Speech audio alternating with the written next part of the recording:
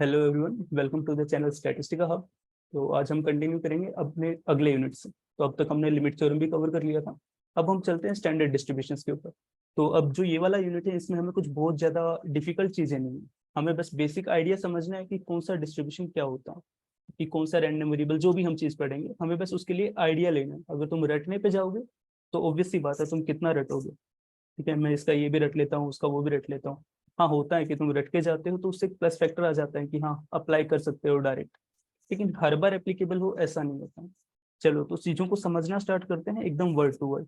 Okay, तो आज का गोल ये रहेगा, पहला लेक्चर है तो इसमें हम रखेंगे शायद बर्नौली और बायनोमियल जितना कवर हो पाएगा। ओके, तो इससे पहले थोड़ा डीजेनरेट रैंडम वेरिएबल पढ़ लेते हैं। DEGEN, degenerate random variable. तो डीजेनरेट रैंडम वेरिएबल क्या होता है? शायद हमने दो क्वेश्चन भी किए हैं इसके ऊपर, इससे रिलेटेड। तो डीजेनरेट रैंडम वेरिएबल क्या होता है?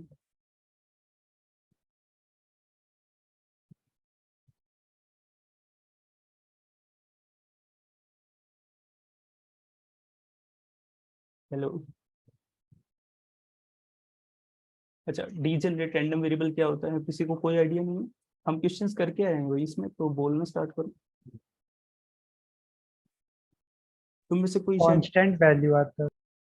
कांस्टेंट वैल्यू आता है, ठीक है। अब जो बच्चे तुम में से, शायद तुम में से ही कोई है जिसने मेरे को बोला था कि भैया मैं ISI के लिए प्रिपेयर कर रहा हूँ या कर रही हूँ, तो उसमें तो तुम्हें लिखना भी आएगा। तुम कर रहे हो ना, तो बोलना स्टार्ट करो, बोलना स्टार्ट करो, ठीक है। तो बोलना बहुत इंपॉर्टेंट है। अगर तुम सब्जी मंडी में भी खड़े हो, वहां पे अगर तुम बोलोगे नहीं तो साइड वाला बोल रहा है तो उसकी सब्जियां बिकेंगी, तुम्हारी नहीं। ठीक है, हर जगह पे मार्केट में यही होता है। जब तक तुम नहीं बोलोगे लोग तुम्हें देखेंगे क्यों। ओके, ठीक है। तो चलो बात करते हैं। तो अभी किसी ने बोला कि जो अपनी कांस्टेंट वैल्यू लेगा, तो बेसिकली अगर मेरे पास कोई एक्स रैंडम वेरिएबल है, if that is taking a particular value,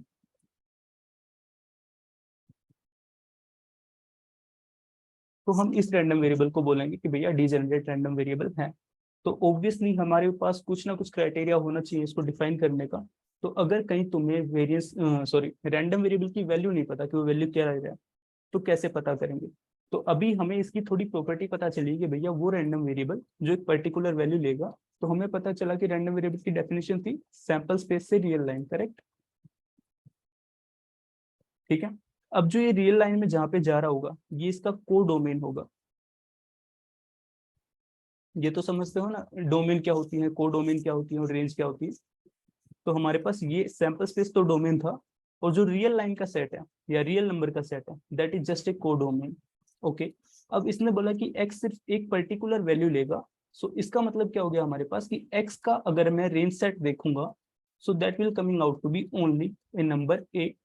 okay, जहाँ पे कि x की वैल्यू हमारे पास ए, बस दैट्स इट। ओके, तो अगर इसका प्रोबेबिलिटी फंक्शन बनाना चाहोगे तो प्रोबेबिलिटी फंक्शन क्या बनेगा? इसका PMF क्या बनेगा, जल्दी से बताओ।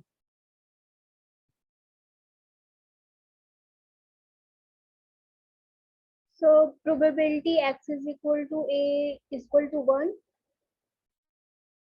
हाँ करेक्ट, ओके फाइन। तो यहाँ पे इसका जो PMF हम लिखना चाहेंगे तो क्या बन जाएगा? तो probability of x equal to a number a, that will be coming out to be 1, and probability that x is not equal to A, कि और कुछ भी हो उसका चांस हो गया 0। ठीक है। अब इसी के अंदर अगर तुम देखना स्टार्ट करो तो भैया तुम्हारा मेन क्या आएगा? तो एक्सपेक्टेशन ऑफ x क्या हो जाएगा? a, इसको याद रखना है। और वेरिएंस ऑफ x क्या होगा वो बताओ जल्दी से। 0. 0। ठीक है।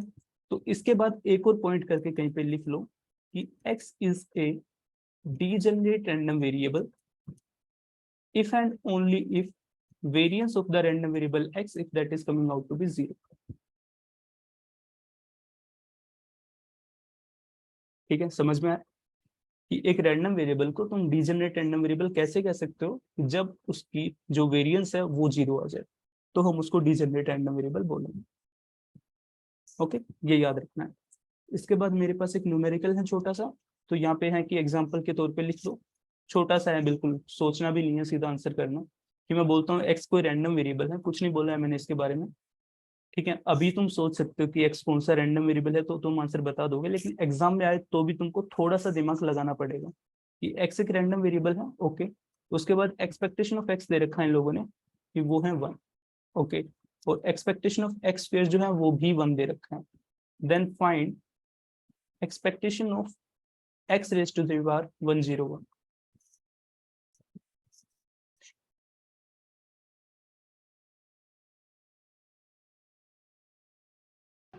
1 ही होगा ना। 1 होगा, करेक्ट। ठीक है, तो किसी ने आंसर बोला 1, तो बाकी लोग रिलेट करो क्या वो 1 होगा। तो सिंपल सी चीजें हमें दिख रहा है कि भैया यहाँ पे हो क्या रहा है, expectation of X raise to the power 2 that is coming out to be 1। और अगर तुम इसका वेरिएंस निकालने का स्टार्ट करोगे, so this minus this thing, so that is coming out to be 0। तो वेरिएंस 0 है, इसका मतलब एक्स क्या हो गया अपने पास, डिजेनरेट रैंडम वेरिएबल। ओके, वापस डेफिनेशन पे चले जाओ कि जब x हमारा डिजेनरेट रैंडम वेरिएबल होता है तो उसकी एक्सपेक्टेशन उस रैंडम वेरिएबल की वैल्यू के बराबर ही होती है। ओके, तो इसको अप्लाई करो तो हमारे पास क्या आ गया कि भैया x की वैल्यू है जो 1 ले रहा है विद प्रोबेबिलिटी 1। ओके, अब 1 की कितनी भी पावर करो that will remain the same. ठीक है, और ये क्या होगा, expectation of x raise to the power infinity.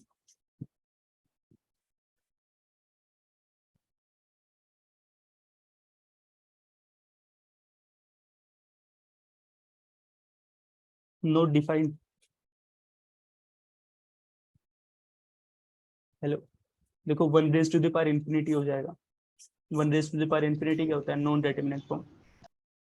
Okay, तो तुम उसको डिटरमाइन कर ही नहीं सकते कि वो क्या होगा, बस ये याद रखना। इन्फिनिटी होता है क्या है, वैसे किसी ने तुमसे कभी पूछा है कि भैया ये इन्फिनिटी क्या होता है। हम बहुत बार यूज करते हैं समथिंग टेंडिंग टू इन्फिनिटी, तो इन्फिनिटी है क्या। ये जे में नहीं पूछेंगे, बस ऐसे sort of interesting thing. Infinity क्या होता है,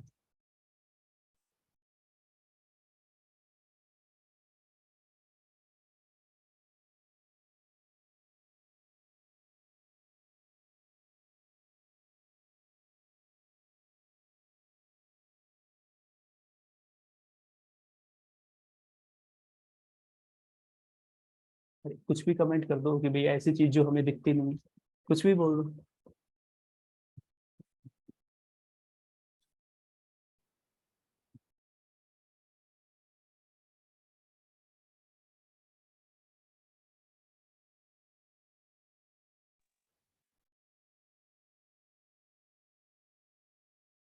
कोई कमेंट नहीं।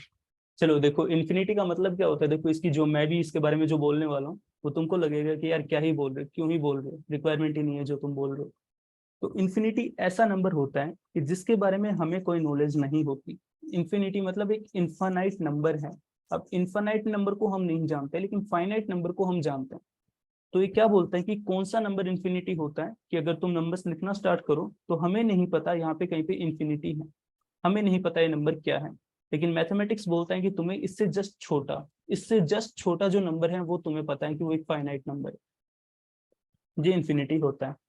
ठीक है, तो ये जो डेफिनेशन जो भी मैंने बोली, जो कहानी सी बोली, इसका एज सच कोई मीनिंग निकला नहीं, लेकिन हाँ इन्फिनिटी को हम इसी फॉर्मेट पे बोलते हैं कि कौन से पॉइंट पे जाके तुम बोलोगे कि भैया मैं इन्फिनिटी को अटेन कर चुका हूँ।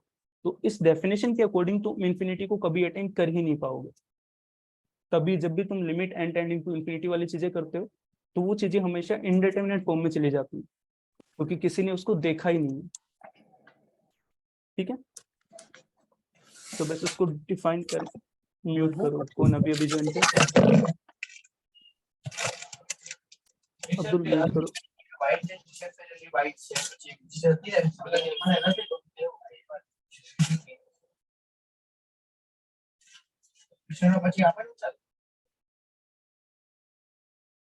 ओके, तो मैं क्या बोल रहा था कि इन्फिनिटी के बारे में जब भी कोई बात करते हैं तो इसका मतलब यही होता है कि ऐसा नंबर जिसके बारे में हमें नहीं पता भैया ये क्या है, लेकिन उससे जस्ट छोटा जो फाइनाइट नंबर है उसके बारे में हमें नॉलेज होती है। बस कोई तुमसे बोले इन्फिनिटी क्या होता है, तुम्हें ये लाइन उसको चिपका देंगे, दैट्स इट।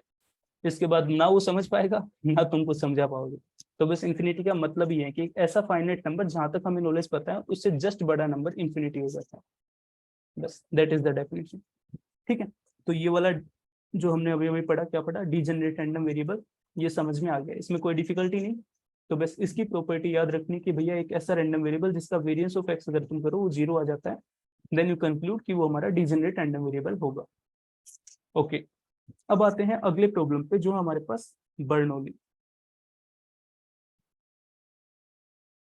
बताओ भैया बर्नौली रैंडम वेरिएबल क्या होता है?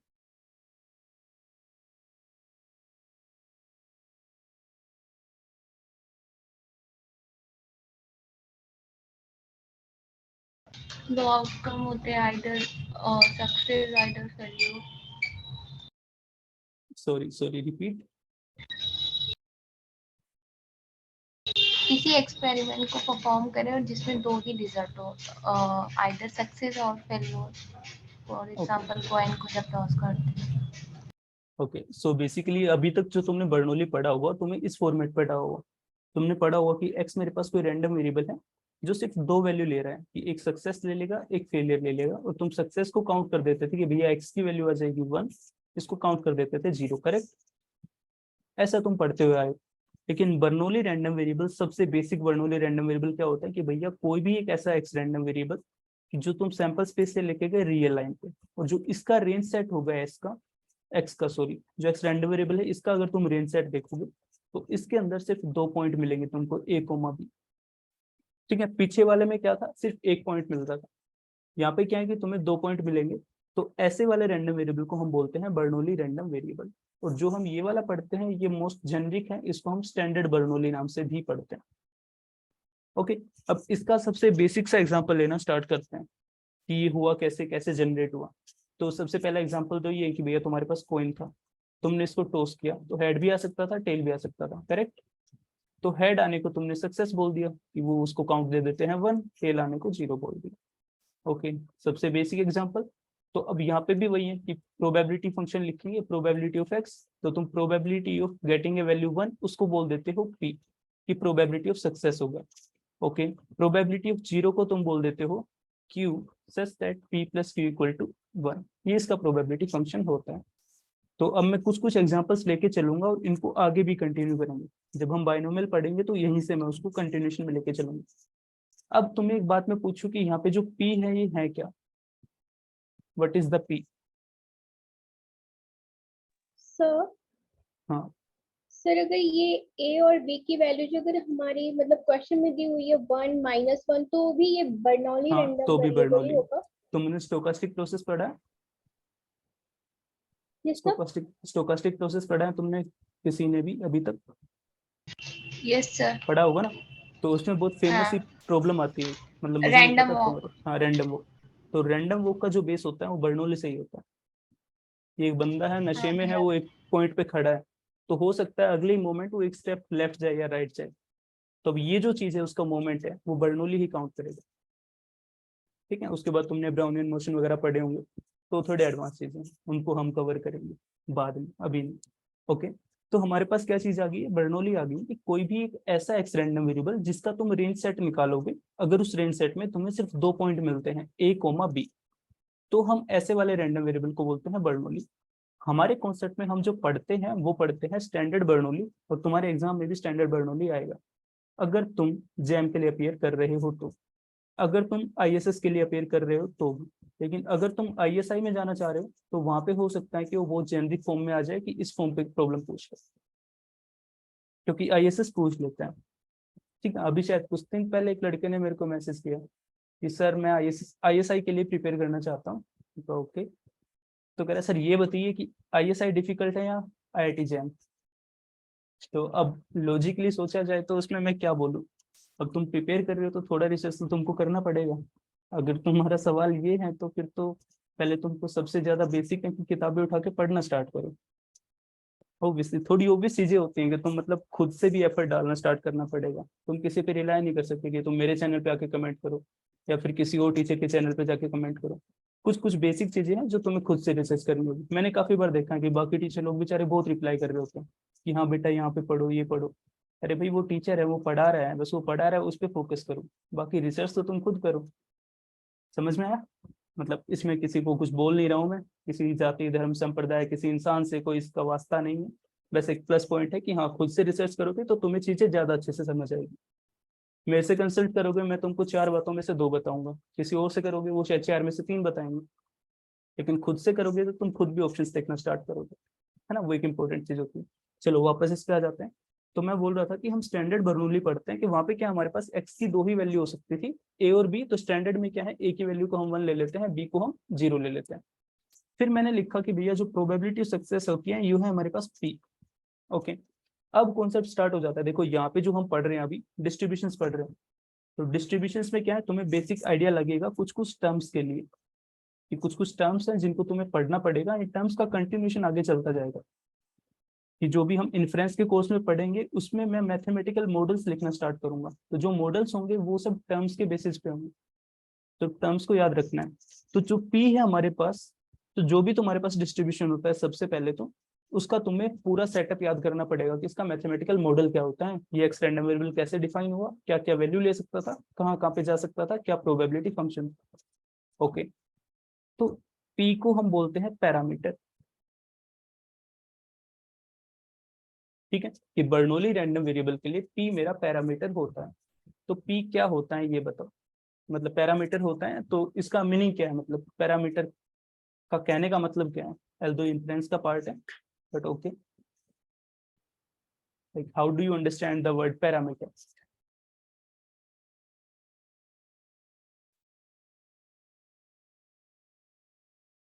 No comment. Population values.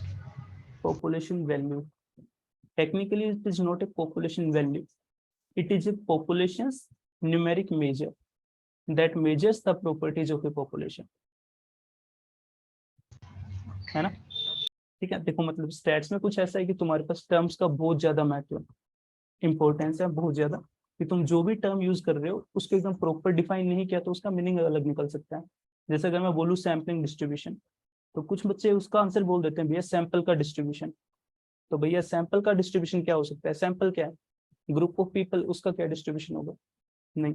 तो सैम्पलिंग डिस्ट्रीब्यूशन में अगर तुमने पढ़ा हो तो तुम सीएलटी के अंदर पढ़ते हो कि एक्स बार विल फॉलो सब नॉर्मल डिस्ट्रीब्यूशन, ये वो। तो सैम्पलिंग डिस्ट्रीब्यूशन जो भी होता है that is the distribution of sample statistic, ना कि सैंपल,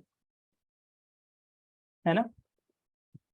तो जो चीजें हम पढ़ के आते हैं हमें उनका आइडिया पता होना चाहिए कि हम डिफाइन किस फॉर्मेट पे कर रहे हैं। ओके, वो एक इंपॉर्टेंट चीज है। ठीक है, तो पैरामीटर क्या हो गया, it is just a numeric measure जो हमारी पॉपुलेशन को डिफाइन करेगा। तो अभी किसी ने वर्ड यूज किया पॉपुलेशन, तो पॉपुलेशन क्या होती है,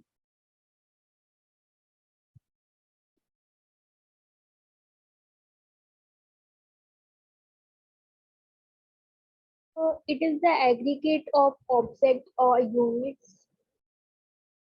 करेक्ट। सो बेसिकली पॉपुलेशन क्या हो गया, एक ग्रुप हो गया हमारे पास जिन भी यूनिट्स के ऊपर हम स्टडी करना चाहते हैं। तो पॉपुलेशन का मतलब सिर्फ ये नहीं होता है कि human population, it can be anything. हो सकता है तुम इलेक्ट्रॉनिक्स के ऊपर रिसर्च कर रहे हो तो तुम्हारे लिए इलेक्ट्रॉनिक्स हो गया। कोई बंदा है जो किसी भी चीज के लिए शायद स्पेक्स के ऊपर काम कर रहा है कि हाँ भाई ग्लासेस का क्या रोल है, ये वो, तो उसकी रिसर्च में क्या हो गया, ग्लासेस की डिफरेंट तरह के यहाँ पे लेंस लग रखे होंगे, किसी के पास अलग होगा, कोई फाइबर होगा, कोई ग्लास वाला होगा, उन सब की रिसर्च। तो जो अपना रिसर्च का पॉइंट होता है उसके बेसिस पे तुम पॉपुलेशन डिफाइन करते हो, सबसे पहली बात। उसके बाद इसको समझाने के लिए वापस आ जाते हैं अपनी ह्यूमन पॉपुलेशन के ऊपर। तो पॉपुलेशन के लिए मैंने बोला पैरामीटर, पैरामीटर क्या करता है, उसकी प्रॉपर्टीज को डिफाइन करता है।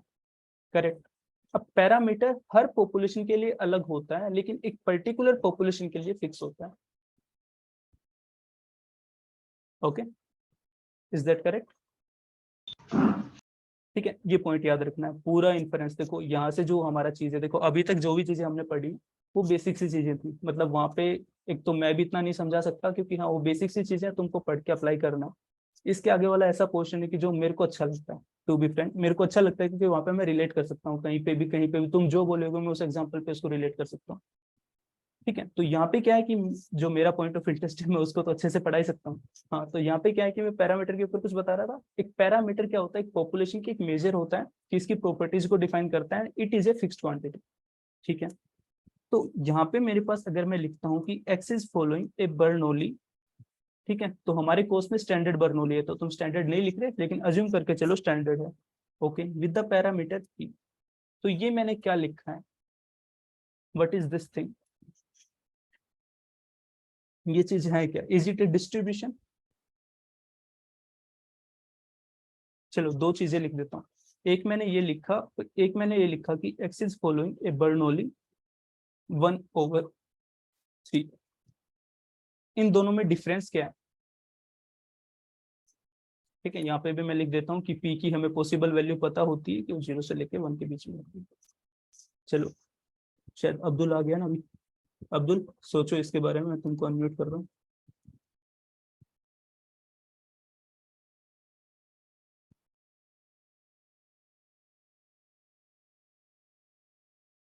मैंने दो चीजें लिखी हैं साइड बाय साइड, इन दोनों में डिफरेंस क्या है?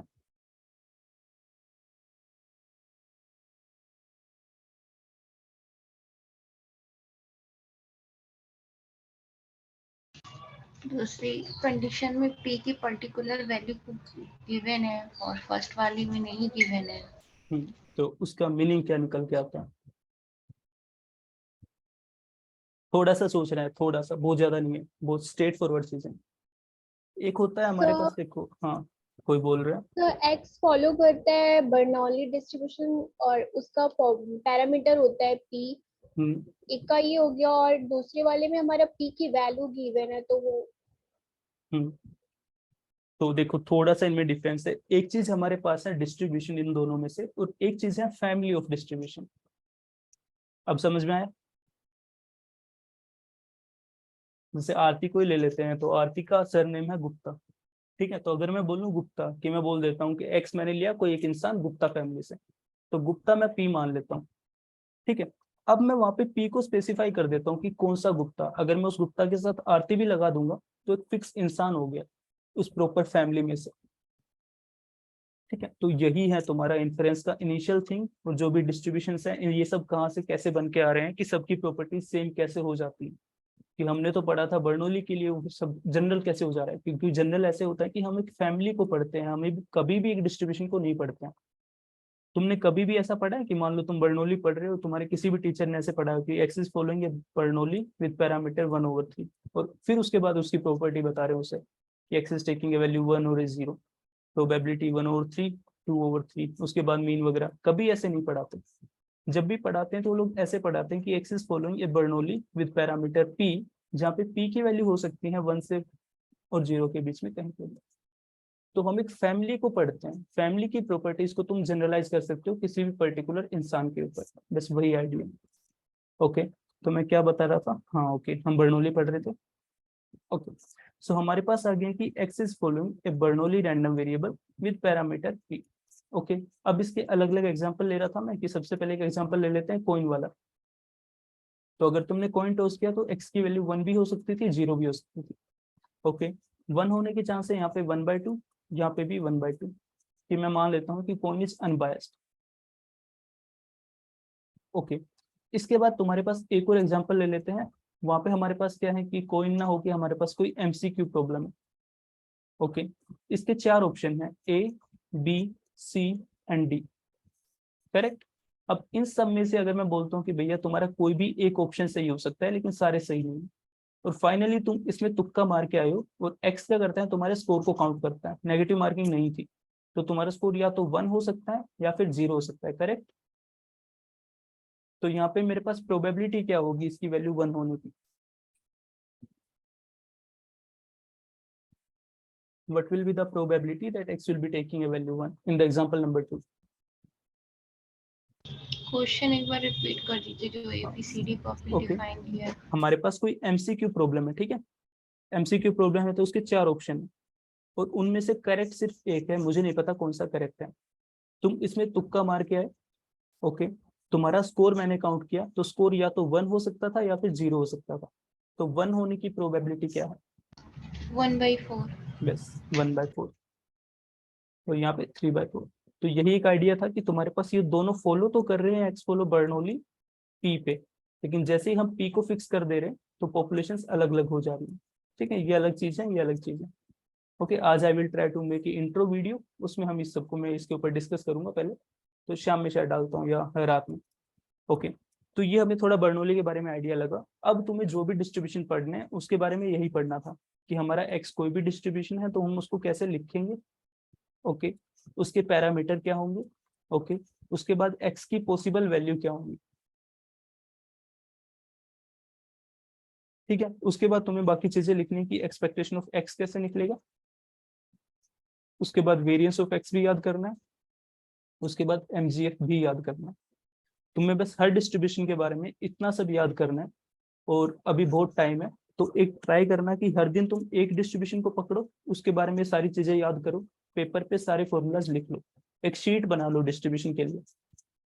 ठीक है, एक प्लस पॉइंट होगा, शीट बनाओगे तो सारे एक साथ में याद हो जाएंगे। ठीक है, जैसे आज जो भी डिस्ट्रीब्यूशन पढ़ रहे हैं शीट में उसके फॉर्मूलाज लिख लो, कल की क्लास में उसको पहले एक बार रिवाइज कर लो, अगले लिख लो, फिर लिख लो, तो एक हफ्ते में सारे याद हो जाएंगे। और इनके ऊपर डायरेक्ट प्रॉब्लम आएगा, एकदम स्ट्रेट फॉरवर्ड प्रॉब्लम आएगा, थोड़े रिजल्ट्स का यूज होगा, कभी कभी थोड़ा मैनिपुलेशन हो जाएगा। ओके, तो एक्सपेक्टेशन ऑफ एक्स क्या होगा यहाँ पे बर्नौली के केस में, पी, और वेरिएंस ऑफ एक्स क्या हो जाएगा, पी क्यू, ठीक है, और एमजीएफ क्या होगा, q plus p e to the power t. बस तुम्हें ये याद करना, और वो कैसे मैंने डिफाइन किया था, उसका मीनिंग क्या था, वो शायद तुमको समझ आ गया होगा। ठीक है, यही चीजें हमें थोड़ा याद करनी है, यही चीजें हमें थोड़ा समझनी है। ओके, ठीक है, उसके बाद तुम मोड भी देख सकते हो कि अगर मेरे पास कुछ ऐसा है कि x is following A Bernoulli with parameter P, तो अगर मेरे पी की वैल्यू ग्रेटर देन 1/2 होगी, तो ऐसे केस में तुम्हारा जो मोड होगा that will come out to be 1। if p is coming out to be less than 1/2, then you will say that mode will be equal to 0, and if p is like equal to 1/2, ऐसे case में तुम्हारा mode हो जाएगा like mode will be like bimodal case बन जाएगा, and that will be coming out to be 0 या 1। ठीक है, अब कोई मेरे को मोड की बात कर ही रहे हैं, तो शायद तुमने थोड़े बहुत पढ़ भी रखा होगा, यूनिफॉर्म डिस्ट्रीब्यूशन का मोड क्या होता है। डिस्क्रीट केस ही ले लेते हैं, चलो उसको भी डिस्कस कर देते हैं कि x मेरे पास डिस्क्रीट यूनिफॉर्म डिस्ट्रीब्यूशन है, तो हमें पता है कि x की वैल्यू 1 2 3 सो ऑन n तक जाएगी, तो प्रोबेबिलिटी फंक्शन तुम जब भी लिखोगे x taking a value k, that will B 1/n। ये तुम्हारा यूनिफॉर्म डिस्ट्रीब्यूशन। तो यूनिफॉर्म डिस्ट्रीब्यूशन के केस में हमारा मोड क्या होता है, इनफाइनाइट, इनफाइनाइट, मतलब क्योंकि ये रेक्टेंगुलर फॉर्म में आ जाता है तो नहीं ये मैं डिस्क्रीट डिस्ट्रीब्यूशन पे हूँ, ध्यान दो, देखो x की वैल्यूज डिस्क्रीट है यहाँ पे। ठीक है, तो देखो कभी कभी मैंने देखा है बुक्स में लिखते हैं कि तुम्हारे पास ऐसे केस में n के n जितने भी पॉसिबल वैल्यूज हैं सब मोड हो जाएंगे, कि मल्टीपल मॉडल सिचुएशन हो गई है, लेकिन पता नहीं मैंने कहीं और जगह पे भी पढ़ा है कि ऐसे केस में तुम्हारे पास यूनिफॉर्म के केस में मोड एग्जिस्ट नहीं करता। तो मैंने दोनों तरह की स्टेटमेंट पढ़ी, तो जो कोई वीडियो देख रहा हो तो वीडियो के नीचे कमेंट करना कि यूनिफॉर्म डिस्ट्रीब्यूशन के केस में हमारे पास मोड एग्जिस्ट करता है या नहीं करता। मैंने दोनों तरह के आंसर पढ़े हैं, लेकिन मैं उनसे किसी से सेटिस्फाई हो नहीं पाया हूं अभी तक, तो मैं अभी भी सर्च कर ही रहा हूँ कि ऐसा क्या है कि हम इसमें स्पेसिफाई कर पाऊंगा या नहीं कर पाऊंगा। अगर अभी क्लास में जो लोग हैं उनमें से कोई कुछ कमेंट करना चाहे तो वेलकम, लेकिन मैं फिगर आउट कर ही रहा हूँ इस चीज को अभी तक,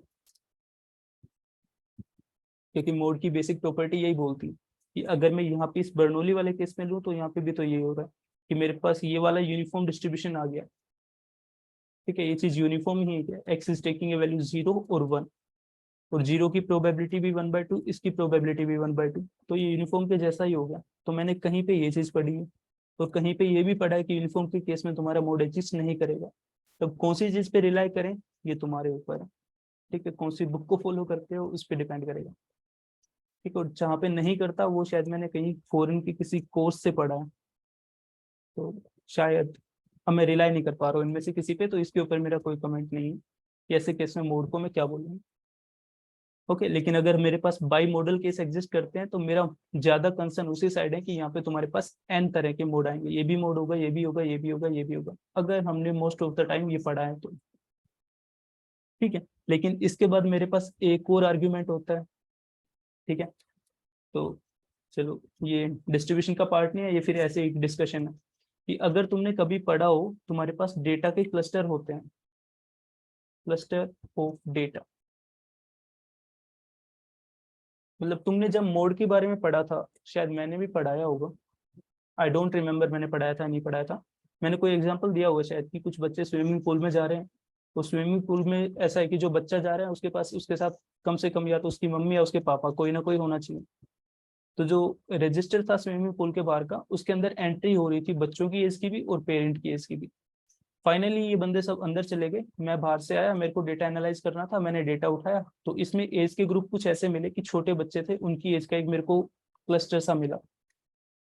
ओके, फिर कुछ गैप आया कि 10 साल से लेके 30 साल तक कोई नहीं था, 30 से लेके 35 तक का फिर से एक मेरे को ग्रुप मिला। करेक्ट, तुम्हें ऐसा ग्रुप मिलेगा यहाँ पे, मैंने डेटा ही कुछ ऐसा डिफाइन किया है। तो अब हो सकता था यहाँ पे जो मेरा डेटा है, ये वाला क्लस्टर है, इसके अंदर कोई एज ग्रुप था 5, उसके अंदर मोड था कि मैक्सिमम लोग थे, कि मान लो कि मेरे पास 7 लोग थे जिनकी एज थी 5। यहाँ पे मेरे को एक एज ग्रुप मिली 33, जहाँ पे कि लोग थे 6 जिनकी कुछ एज थी 33। तो ऐसे केस में जब तुम देखोगे ये हाइट और ये हाइट, ये दोनों अलग हैं लेकिन ये दोनों मोड होते हैं। ऐसी चीजें पढ़ी है? हेलो, ऐसी सिचुएशन सुने होंगे, ऐसा सिचुएशन तो सुना होगा। तो मोड हाँ को लेके, हाँ मैंने पढ़ाया था। हाँ हाँ, तो ऐसा होता है कि जब तुम्हारे पास क्लस्टर डेटा होता है कि 2 क्लस्टर बन जाते हैं, तो उस केस में दोनों क्लस्टर का अलग अलग से मोड आएगा जब तुम सेंट्रलिटी डिफाइन करोगे। और वैसे केस में तुम्हारे पास क्या होगा कि हो सकता है कि दोनों का पीक सेम हो, और ऐसा भी हो सकता है कि दोनों का पीक सेम ना हो। So you can't make any comment. पता नहीं, अब इसके ऊपर मैं कुछ कमेंट करूंगा नहीं। जो भी वीडियो देख रहे हैं पक्का कमेंट करो, अगर कितना भी तुमको नॉलेज है, कि ऑब्वियसली जो वीडियो देख रहे होंगे उन सबके लिए एक प्लस पॉइंट बनेगा, एक डिस्कशन फॉर्मेट पे हो जाएगा। ओके, तो ये हो गया था मेरे पास बर्नौली के बारे में कुछ कुछ बातें। ठीक है, अब मोस्ट जेनरिक फॉर्म में आता हूँ, एक छोटा सा प्रॉब्लम पूछ लेते हैं, लेकिन ऐसे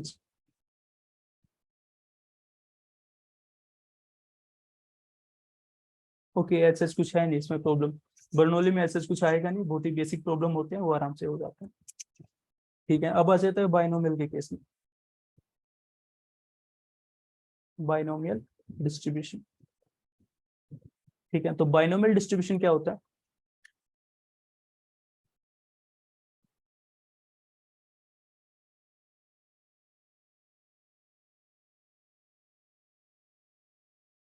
सो इधर n इंडिपेंडेंट रैंडम वेरिएबल्स होते हैं। एन इंडिपेंडेंट रैंडम वेरिएबल्स होते हैं टेक्निकली। ओके ठीक है, वो इंडिपेंडेंट ही नहीं, आइडेंटिकल भी होते हैं। ठीक है, जो तुमने स्टेटमेंट बोली वो ठीक है, लेकिन पार्शियल।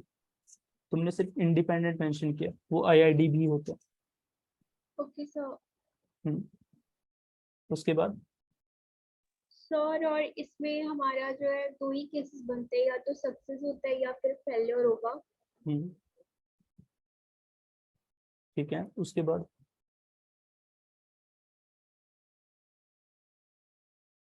ओके जो हम देखो मोस्ट ऑफ द टाइम जो भी तुम असाइनमेंट जो भी प्रॉब्लम कर रहे हैं, जितने भी डिस्ट्रीब्यूशन हम पढ़े हैं, मतलब जो जैम से रिलेटेड हैं, बाकी आगे चलोगे तो तुम्हें और अजीब अजीब डिस्ट्रीब्यूशन देखने को मिलेंगे, लेकिन अभी के लिए उन पे जाना ही नहीं है, तो हम बेसिक रखेंगे।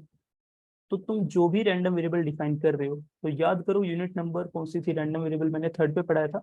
तो यूनिट 3 में मैंने तुमको बताया था कि कोई भी रैंडम वेरिएबल डिफाइन करने से पहले तुमको रैंडम एक्सपेरिमेंट डिफाइन करना पड़ेगा। करेक्ट, तो तुम्हारे पास रैंडम एक्सपेरिमेंट पहले डिफाइन होता है, उसके बाद तुम्हारी सारी चीजें डिफाइन होना स्टार्ट होती है। तो जो भी डिस्ट्रीब्यूशन हम कवर करने वाले हैं, मान लो बर्नौली किया हमने, बाइनोमियल किया, पॉइसन करोगे, ज्योमेट्रिक करोगे, नॉन बाइनोमियल नेगेटिव बाइनोमियल करोगे, ये सब चीजें करोगे, तो हर एक में होगा क्या, तुम्हारे पास एक्सपेरिमेंट सेम रहेगा, बस सिचुएशंस अलग अलग होती जाएंगी। कि बर्नौली में क्या था, तुमने कोई एक्सपेरिमेंट किया, कोई ट्रायल किया, उसमें या तो सक्सेस या फेलियर लिख लिया तुमने। बाइनोमियल में क्या है, उसी एक्सपेरिमेंट को तुमने n टाइम्स रिपीट किया। ओके, तो हमने क्या किया कि हमारे पास जो स्टैंडर्ड बर्नौली था, इसको हमने n टाइम रिपीट किया अंडर आइडेंटिकल कंडीशन। ये इंपॉर्टेंट चीज है, and counted total number of success.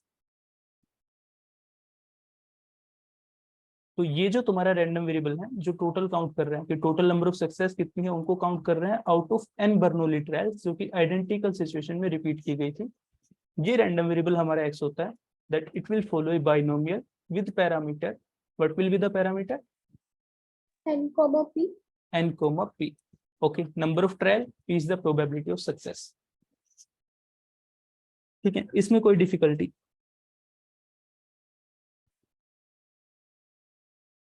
अब तुम वापस इसी पे आते हैं कि हमें n के बारे में पता है, तो n कोई नंबर होगा, तुम कितनी बार रिपीट कर रहे हो, ठीक है, उसको छोड़ देते हैं. p के ऊपर आते हैं. मेजर पॉइंट ऑफ इंटरेस्ट होगा p. तो यहाँ पे p की पॉसिबल वैल्यू क्या हो सकती है?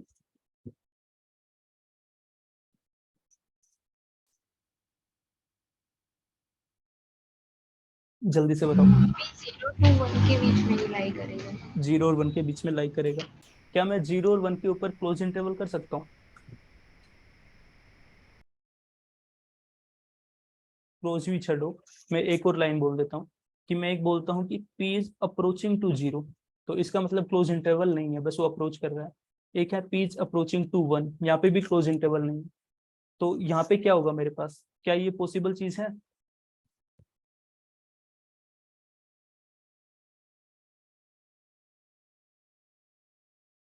Okay, Abdul enjoy.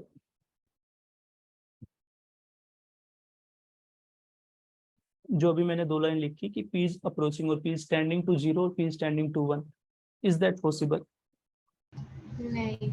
नहीं. I guess. ऐसा क्यों हुआ? हाँ, आई गेस. ओके, ऐसा क्यों हुआ? तो देखो, खुद से एक छोटा सा चीज सोच के देखो, अगर तुम्हारे पास p की वैल्यू 0 को अप्रोच कर जाएगी, तो इसका मतलब तुम्हारे पास टेक्निकली तुम्हें सक्सेस मिलेगी ही नहीं. ठीक है, अभी इस चीज को रिलेट करो पॉइजन डिस्ट्रीब्यूशन से, कि जो तुम पॉइजन डिस्ट्रीब्यूशन में सबसे बेसिक, तुम कोई भी किताब उठाओगे, एग्जांपल कौन सा देते हैं कि एक रोड पे एक्सीडेंट कितना है. तो पॉइजन में तुम्हारा रेट पैरामीटर होता है. हम अभी उस पर नहीं जा रहे हैं कि किसको किस तरीके से वो लिमिटिंग डिस्ट्रीब्यूशन नहीं निकाल रहे हैं, बस एक आइडिया समझा रहा हूँ. हो सकता है समझाने का तरीका गलत हो, लेकिन तुमको उसको समझ लेना है. तो अगर मैं प्रोबेबिलिटी को 0 को टेंड करवा दूंगा, तो जो मेरा प्रॉपर एक फिनोमेना है नंबर ऑफ एक्सीडेंट वाला, वो बाइनोमियल के अंदर आ जाएगा.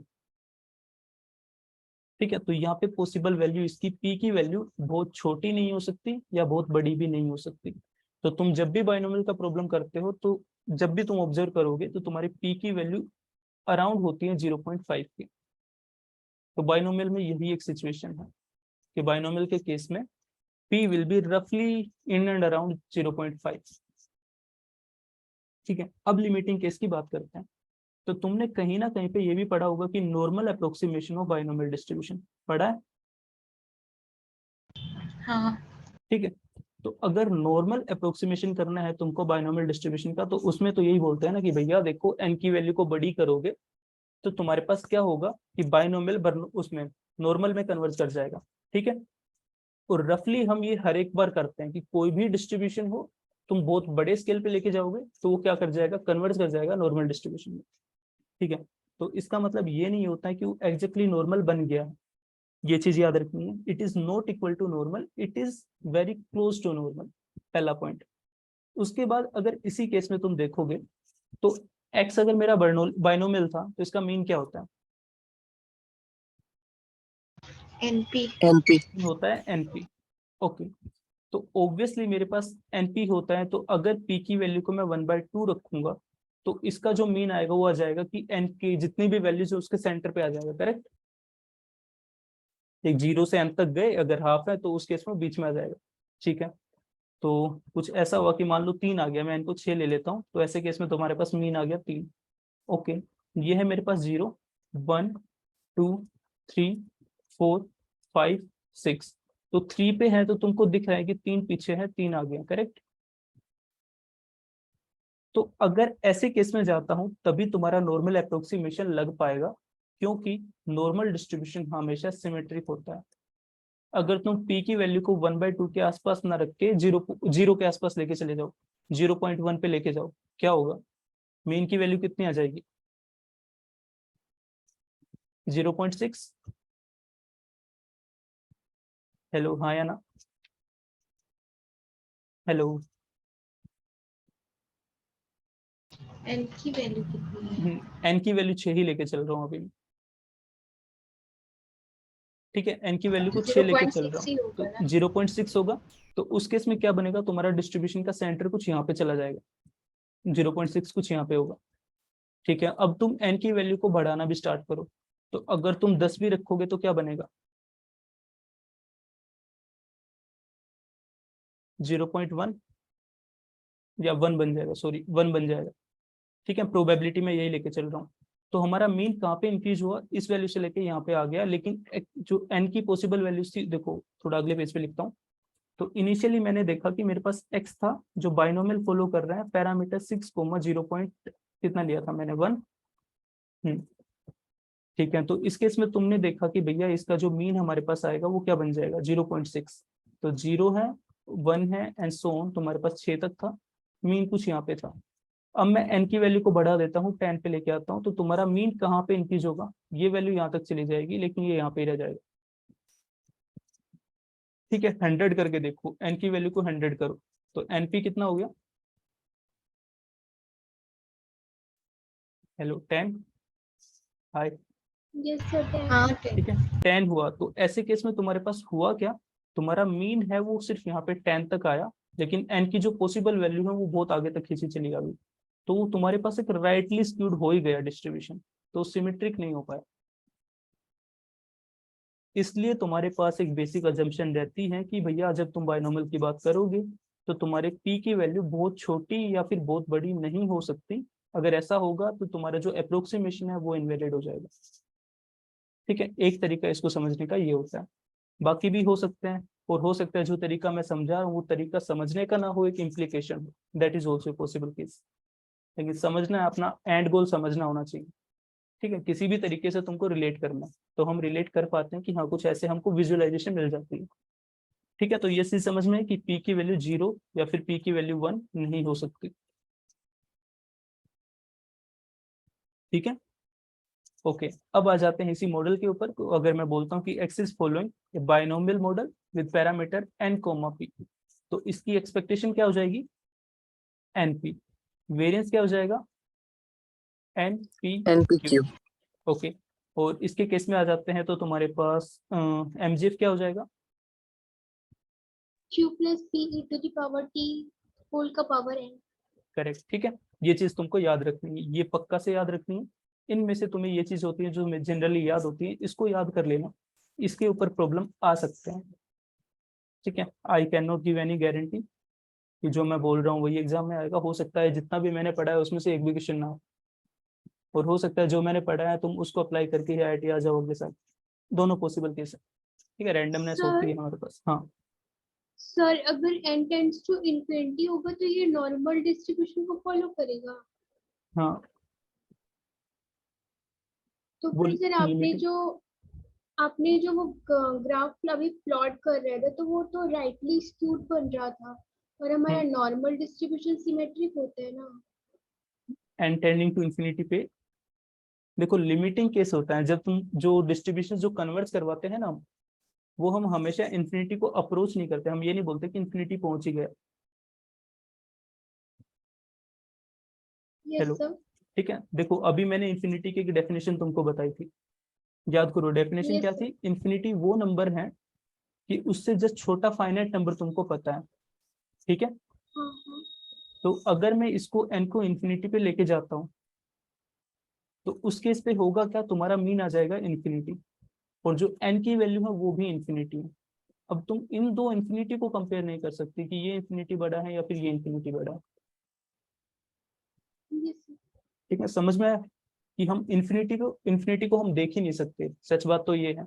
तो जो इन्फिनिटी करके हमको ऐसे घुमाया जाता है ना, वो एक वो है कि एक हवा बना रखे हैं कि हाँ इन्फिनिटी है कुछ, वो हम कोई देख ही नहीं सकते, तो उसको बस हम देख ही नहीं पाते। अब मैं नहीं बोल सकता, अगर तुम मेरे को बोलोगे ये तो सिमेट्रिक नहीं है सर, तो मैं बोल दूंगा कि ये वाला इन्फिनिटी यहाँ पे कहीं पे है और ये बड़े वाला इन्फिनिटी वो कुछ यहाँ पे है, तो सिमेट्रिक हो गया। तो उस केस में बोल ही नहीं पाओगे। तो जब तुम लिमिटिंग डिस्ट्रीब्यूशन की बात करते हो तो वापस CLT के ऊपर चले जाना। ठीक है, अभी चलो इसके ऊपर तुमने अब एक क्वेश्चन पूछ ही लिया तो इसके ऊपर वापस से थोड़ा डिस्कशन कर लेते हैं। तो तुमने लार्ज सैंपल थ्योरी पढ़ा होगा, वन सैंपल तुमने टेस्ट पढ़े होंगे, जी टेस्ट हो गया, कॉन्फिडेंस इंटरवल हो गया, प्रोपोर्शन वाला, याद है। Yes yes sir. तो उसमें जब तुम लिखते थे कि भैया मेरा जो ये पी कैप है this will follow approximately normal with P comma under root P Q by N, ये पढ़ा है सबने? यस हाँ सर। भैया। ठीक है, अब ये क्या है, ये तुम्हारे पास एक लिमिटिंग डिस्ट्रीब्यूशन है, सैम्पलिंग डिस्ट्रीब्यूशन है बेसिकली। अब इसके ऊपर तुम्हारे पास कुछ अजम्पशंस होते थे, तो अजम्पशंस किसको याद है वो बताओ, वो इंपॉर्टेंट है कि ये चीज कब वैलिड होती थी।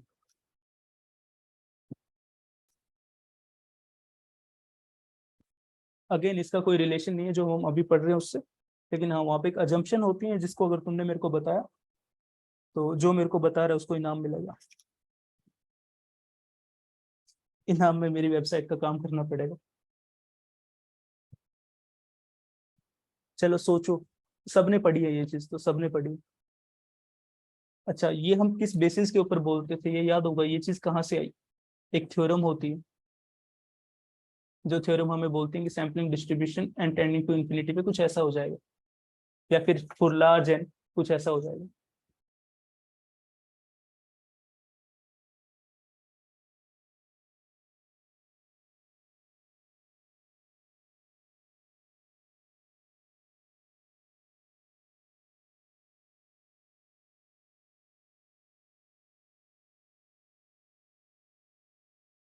अरे एक तो अरे सीएलटी पे बेसिस होती है, हेलो भूल गए, सेंट्रल लिमिट थ्योरम, पूरी large sample theory central limit theorem के ऊपर ही बेसिस है। तो सेंट्रल लिमिट थ्योरम क्या बोलती है कि भैया जब तुम्हारे एन की वैल्यू 30 से बड़ी हो जाए और तुम्हारे पास दो और प्रॉपर्टीज होती थी कि n into p that must be greater than equal to 10 and n into q that must be greater than equal to 10। ये दो प्रॉपर्टीज पढ़ी है किसी ने? हाँ या ना? Yes sir. ठीक है, नहीं तो देखो जब भी तुम पढ़ोगे आगे, मैं भी पढ़ाऊंगा इस सब चीज को, जब लार्ज सैंपल थ्योरी के ऊपर थोड़ा डिस्कशन करेंगे, तो हमारे पास होता क्या है, ये कुछ पॉइंट्स होते हैं। जैसे किसी ने अभी मेरे को बोला नहीं, तो पहले मैं भी यही करता था कि अरे यार ये कहीं पे यूज ही नहीं हो रहा। तो जो अभी किसी ने क्वेश्चन पूछा था, कुछ ना कुछ क्वेश्चन भी बोल गया मैं, तो जो ऐसे क्वेश्चन है वो बाद में अराइज होने स्टार्ट हो जाते हैं कि ऐसा क्यों हुआ, ऐसा ही क्यों हुआ, ये क्यों हुआ। तो इन सब का मीनिंग होता है कुछ, इन सब का बहुत मेजर मीनिंग होता है। जो अभी प्रॉब्लम था कि सर ऐसा हो गया कि एन टेंडिंग टू इंफिनिटी हुआ, तो उसी केस में अगर पी टेंडिंग टू जीरो हो गया तो उस केस में क्या बनेगा, limit n tending to infinity and p tending to zero. तो ये एन इंटू पी क्या एग्जिस्ट करेगा, ये क्या बन जाएगा? Can you say something about this? तो टेक्निकली नो। इंडिटरमिनेट फॉर्म में। हाँ, तो ये कुछ ऐसा बन जाएगा इंफिनिटी इंटू जीरो। मैं इसका क्या करूँ अब, मैं कुछ नहीं बोल सकता। तो इसलिए हमारे पास कुछ ऐसी कंडीशंस थी जिनको तुम चेक करते थे, ये वैलिड होती थी तब तुम सीएलटी अप्लाई कर पाते थे। लेकिन लकीली हम जो भी क्वेश्चंस करते हैं वहाँ पे कुछ ऐसा आता नहीं है, तो स्कूल में भी हम, कॉलेज में हम ये चीजें इग्नोर कर देते हैं। लेकिन इसका कुछ मीनिंग होता है, हर बुक में जो प्रोवाइडेड करके चीजें लिखी होती है वो बहुत इंपॉर्टेंट होती है। लेकिन हाँ अगर तुम्हें याद नहीं भी है तो भी काम चल जाएगा। लेकिन अगर सीरियसली अगर तुम स्टैट्स पढ़ना चाहते हो तो तुमको ये चीजें समझनी पड़ेंगी कि ऐसा क्यों लिखा गया। आंसर नहीं मिले वो तो छोटी चीज है। पता है मेरे, शायद मैंने कल या परसों लिंक्डइन पे कुछ पोस्ट किया था, और एक बच्चे ने वहाँ पे कमेंट किया था कि सर जब आपने चैनल स्टार्ट किया था शायद 2-2.5 साल पहले, तब से मैं आपको फॉलो कर रहा हूँ, लेकिन मेरा सिलेक्शन नहीं हुआ। हाँ सीएलटी लिखा किसी ने ऊपर, तो उसने लिखा कि सर मेरा सिलेक्शन नहीं हुआ। तो पता नहीं मेरे को अच्छा लगा कि हाँ यार कोई नहीं, सिलेक्शन ही तो नहीं हुआ, और वो बच्चा मतलब बोल पा रहा है कि हाँ सर मैंने ट्राई किया था, मैंने पढ़ा, सिलेक्शन नहीं हुआ। तो फाइन, अच्छी बात है, कौन सा इसमें कोई दुख थोड़ी हुआ। तो ट्राई करना बहुत जरूरी होता है। तो ये जो चीजें हैं तुमको इसको देखना है, समझ आए वो अलग चीज है। अगर समझ पा रहे हो then it is fine, well and good. नहीं समझ पा रहे तो भी याद रखना कि हमने कहीं ना कहीं पे कुछ ऐसा पढ़ा था जो हम समझ नहीं पाए थे। जिस इसके बाद जैसे तुम लोग कुछ तो आईआईटी आओगे ही, तो यहाँ पे आओगे तो यहाँ पे इन चीजों के सही से सवालों के जवाब मिलते हैं। बस तुम्हें पूछना आना चाहिए कि प्रोफेसर से पूछोगे कैसे। ठीक है, मैं नहीं पूछ पाया कभी भी क्योंकि मैं यहाँ पे पढ़ता ही नहीं था। ठीक है, ओके। तो मैं खुद ही रिसर्च कर रहा होता था कि ऐसा क्यों हुआ। मेरी कोई रिसर्च वो नहीं है बहुत एडवांस, बेसिक चीजें, क्योंकि मेरे को टीचिंग प्रोफेशन में जाना, तो मेरा वही काम कि इन चीजों को समझ के छोटे बच्चे जैसे तुम, मेरे लिए तो छोटे ही हो गए, तुमको कैसे समझाऊं। ठीक है, तो क्या पढ़ा रहा था मैं? क्या पढ़ा रहा था, कोई बताएगा? लास्ट एमजीएफ पे थे। Large sample theory. हाँ, तो लार्ज सैंपल थ्योरी में कुछ चीजें थी जिसको तुम्हें याद रखना पड़ेगा, बाकी इसके बारे में मैं डिटेल में भी करवाऊंगा, मतलब मीनिंग समझा के। न्यूमेरिकल प्रॉब्लम वो तुम्हारी हेडेक है, वो मेरा पार्ट नहीं है। मैं तुमको समझाऊंगा कि कुछ ना हो तुम लोगों को पढ़ के मजा तो आएगा। ठीक है, तो तुम्हें ये चीज याद रखनी है कि भैया इसका एमजीएफ क्या होता है। एमजीएफ तो हर एक का ही याद कर लो, क्योंकि एमजीएफ से काफी बार मैंने देखा है कि डायरेक्ट प्रॉब्लम आते हैं जिसको तुमको सोल्व भी नहीं करना पड़ता। ठीक है, अब इसके मोड के ऊपर भी बात कर लेते हैं। तो एक्स मेरे पास है कि कोई बाइनोमियल को फॉलो कर रहे हैं जिसके पैरामीटर है एन कोमा पी, तो इसका मोड क्या हो जाएगा?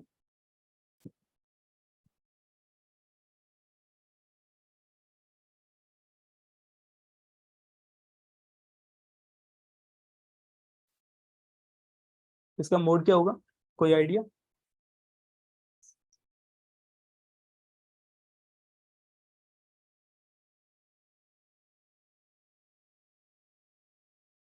चलो मैं बताते हूँ। तो तुम्हारे पास कभी भी ऐसा कुछ दे तो तुम्हें निकालना है सबसे पहले n+1 इंटू पी। और ये सारी चीजें एफएमएस में दे रखी है, मैं जो भी पढ़ा रहा हूँ एफएमएस के बाहर का कुछ भी नहीं अभी तक जो भी पढ़ा है।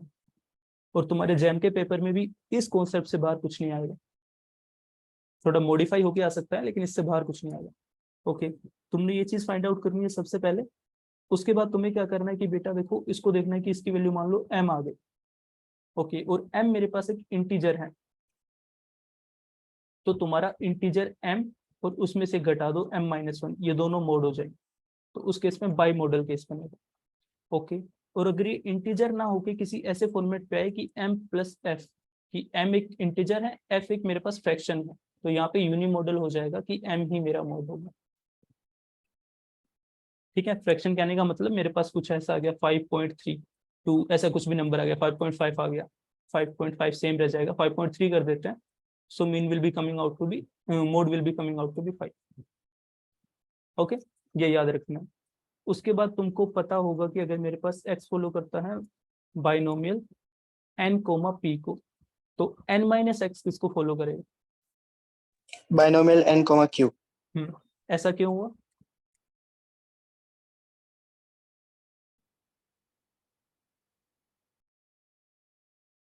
डेफिनेशन बहुत इंपॉर्टेंट है, बहुत ज्यादा इंपॉर्टेंट है, पहले कह रहा हूँ। सर एमजीएफ से इसको प्रूव कर सकते हैं? नहीं, प्रूव करना ही नहीं है, मेरा प्रूव में भी कोई इंटरेस्ट नहीं है। मेरा इंटरेस्ट है बस इसका मीनिंग समझना। देखो, सिर्फ डेफिनेशन पे जाओ। एक्स क्या करता था कि n ट्रायल्स में से total number of success count कर रहा था, करेक्ट? तो Yes, भैया sir. मेरे पास n प्लेस थे, x पे सक्सेस हुआ था, तो जो बाकी प्लेस बच गए वो कौन बच गए? n-x। तो ये कौन से प्लेस है जहाँ पे फेलियर हुआ होगा, करेक्ट? Yes, sir. तो ये एक नया रैंडम वेरिएबल y हो गया, that is counting number of failure out of n trials. और फेलियर की सक्सेस थी, फेलियर के लिए प्रोबेबिलिटी था q, तो ये बाइनोमियल n, q हो जाएगा। ठीक है, तो जैम के पेपर में ऑब्वियसली तुमको प्रूव नहीं करना कुछ भी, तो बस मीनिंग समझ के चलो, चीजें हो जाएंगी। ठीक है, ओके, मतलब जैम का एक ऐसा पेपर है कि जिसके लिए तुम्हें बहुत मेहनत नहीं करनी, टू बी फ्रैंक, बहुत ज्यादा मेहनत नहीं करनी। हाँ, मेहनत करके जाओगे तो आईआईटीज में जाके सर्वाइवल थोड़ा इजी हो जाता है, कि तुम आसानी से चीजों को समझ पाओगे कि हो क्या रहा है। लेकिन हाँ, जैम क्वालिफाई करना है तो इसके लिए वो नहीं है कि तुमको इतने सारे प्रॉब्लम्स करने हैं, नहीं, किसी भी एक किताब को प्रॉपरली पढ़ो, दैट इज सफिशिएंट। ठीक है, 1000 क्वेश्चन कर लिए, 1500 क्वेश्चन कर लिए, भैया इतना पढ़ रहे हो तो यार तुम आईएएस के लिए पढ़ लो। ठीक है, अगर मेहनत ही करनी है तो फिर अच्छे लेवल पे करो, कि तुम आईएसआई के लिए पढ़ो, मेहनत उसके लिए लगती है, आईआईटी के लिए नहीं लगती, अगर तुम सीरियसली थोड़ा थोड़ा पढ़ रहे हो। ओके, इसके बाद तुम्हें आगे चीजें देखनी है कि मेरे पास अगर कुछ ऐसा है, ठीक है, इसके साथ भी तुम स्टेटमेंट लिख सकते हो कि x will follow A binomial with parameter n, p if and only if you are having n-x that will be following binomial n, q। ठीक है, तो ये भी एकदम स्ट्रेट फॉरवर्ड चीज है, इनको याद रखना। ओके, अब इसके बाद एक और दो प्रॉपर्टी है वो लिख लीजिए, कि अगर मेरे पास m x t दे रखा है कि x को रैंडम वेरिएबल है, वो है q1 + p1 e⁻t। तो ये क्या हो गया, ये मेरे पास टेक्निकली बाइनोमियल हो गया जिसका पैरामीटर है n1, p1। Okay, so you can say x will be following binomial n1, p1। Okay, उसके बाद m y t में लिख रहा हूँ that is given to be q2 plus p2 e raised to the power t e raised to the power n2. Okay, तो ये हमें पता चल गया कि भैया y फॉलो करेगा बाइनोमियल n2 p2. ओके, अब मैं बोल देता हूँ कि ये दोनों इंडिपेंडेंट है. तो अब तुम में से कौन बताएगा कि mx प्लस वाई टी ये क्या होगा? तो दोनों एमजीएफ का मल्टीप्लिकेशन. फाइन, ठीक है, ये प्रॉपर्टीज है एमजीएफ की जो तुमको याद होनी चाहिए. So this will be coming out to be, I can just simply write mxt into myt. Okay, इसके बाद मैं एक और कंडीशन देता हूँ कि भैया देखो p1 और p2 दोनों बराबर हैं किसी p के. सो टेक्निकली मेरा q1 बराबर हो जाएगा q2 के, जो होगा किसी q के.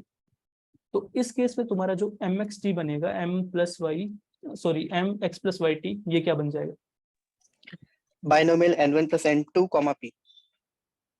करेक्ट, ठीक है. ये चीजें सभी को याद है कि अगर हमारा पैरामीटर जो p होता है अगर वो सेम होता है तो दो इंडिपेंडेंट्स को तुम सम करोगे, that will coming out to be again a binomial distribution with parameter n1 plus n2 p. Okay,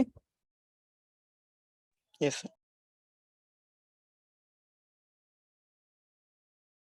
ठीक है, तो ये चीजें याद रखनी है. ओके, इसके बाद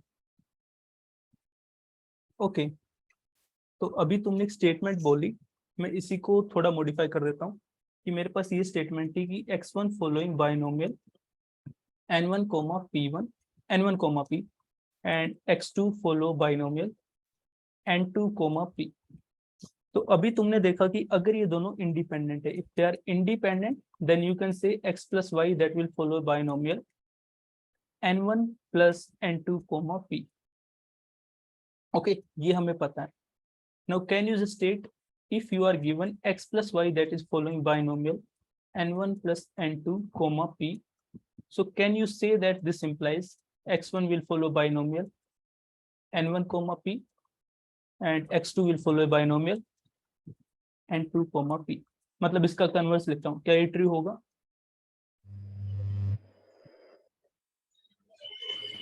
नहीं. No sir.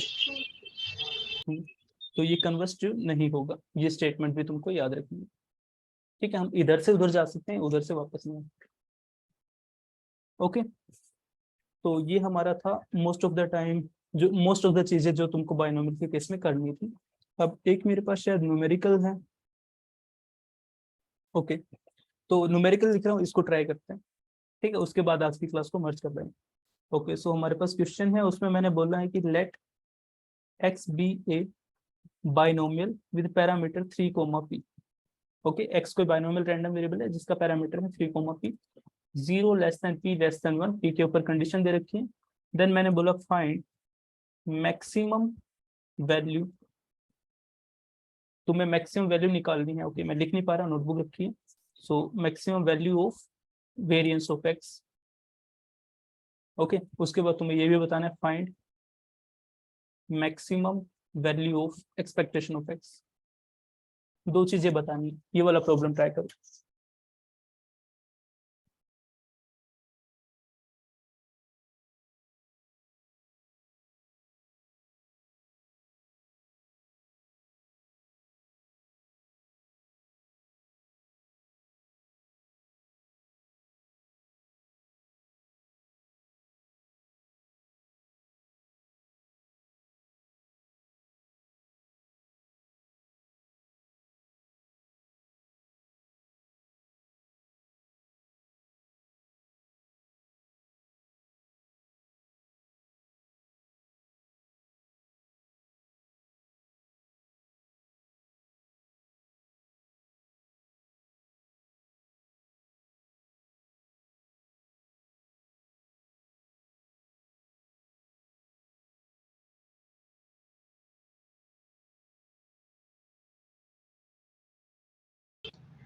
P 1/2 पे मैक्सिमम होगा वेरिएंस ऑफ 1/2 पे कौन मैक्सिमम होगा ये बताओ.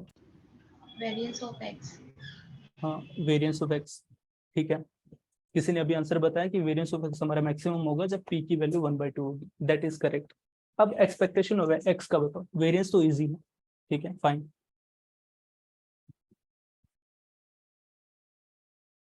ठीक है, वेरिएंस का भी स्टेप बता देता हूँ। तो मैं वेरिएंस निकालना है, जनरल फॉर्मेट पे लिखना है, उसका डेरिवेटिव लेना है, इक्वल टू 0 करना है, सेकंड डेरिवेटिव लेना है, लेस देन 0 करवा देना है, तो वहाँ पे मैक्सिमम हो जाएगा। That is done. What about mean?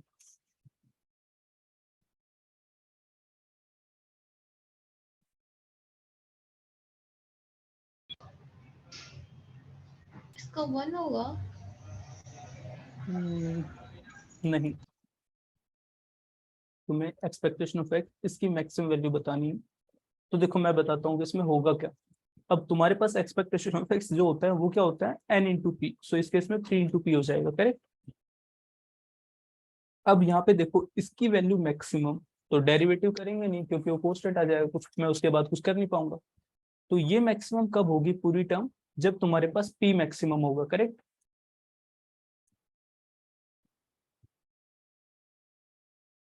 Is that correct? Yes, sir. ठीक है, तो अब मेरे पास क्या होगा, पी मैक्सिमम की, पी की मैक्सिमम वैल्यू क्या है? 1 1. क्या वो 1 है? No sir. नहीं, वो 1 नहीं है, ठीक है। 1/2, क्या पी की वैल्यू मैक्सिमम 1/2 है? अब याद करो, देखो मैं जो भी चीजें तुमको पीछे पढ़ा के गया हूँ वो सब आपस में रिलेटेड होती है। करिश्मा जैसे पढ़ाती हैं उसका अलग तरीका होगा, मेरा बहुत अलग है। मैं तुमको काफी बार बहुत छोटे फॉर्मेट पे बोल के चला जाता हूँ कि हाँ यहाँ पे इतना है। तो मेरा, मैं सिलेबस पे स्टिक नहीं करके मैं पूरा एक स्टैट्स पे स्टिक करता हूँ कि हाँ यहाँ पे यहाँ तक पता है, ओके दैट इज फाइन, आगे इसको कंटिन्यू करेंगे। तो कभी ना कभी मैंने तुमको बताया था काउंटेबल सेट और अनकाउंटेबल सेट, याद आया? Yes, sir. ओके, तो उसको लेके चलो कि यहाँ पे मेरे पास क्या है, मेरे को पी की मैक्सिमम वैल्यू बतानी है, और पी जिस सेट में डिफाइन किया गया है वो मैंने सेट दे रखा है कि p is belonging to 0 to 1। अब ये मेरे पास एक अनकाउंटेबल सेट होता है, करेक्ट। तो अगर Yes, मैं sir. बोलूं कि भैया देखो ये ना तो 0 से स्टार्ट हुआ, कहाँ से स्टार्ट हुआ ये भी नहीं पता मुझे, और कहाँ पे खत्म हुआ, पी एक रियल नंबर होगा लेकिन 0 से 1 के बीच में होगा। तो अगर कोई मेरे को पी की मैक्सिमम वैल्यू बोलता है 0.9, मैं बोल दूंगा नहीं 0.99। कोई ये आके बोलेगा, मैं बोल दूंगा 0.999 है। तो ये जो प्रोसेस है this is never ending again. तो तुम पी की मैक्सिमम वैल्यू बता ही नहीं सकते। तो इस केस में P max is not defined.